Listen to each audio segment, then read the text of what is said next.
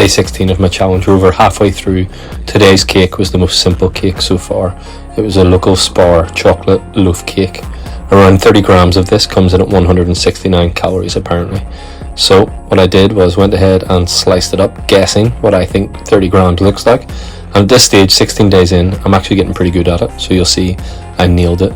But of course, this is a loaf cake, and nobody ever has one slice of loaf, let's be honest. So I popped it into the microwave just to heat it up a little bit and moisten it.